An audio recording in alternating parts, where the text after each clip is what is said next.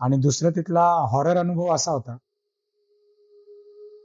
की आम्ही एक दिवशी लवकर जंगलामध्ये लाकडं आणण्यासाठी, जी जेवण बनवण्यासाठी चुलीसाठी लाकडं लागतात त्यासाठी एक टीम आम्ही घेऊन गेलो. तर टीम असते तर ते हत्यारं सोबत संध्याकाळी? घेऊनच असतात. नाही, सकाळी लवकर, सकाळी लवकर. अच्छा. उजाडल्या.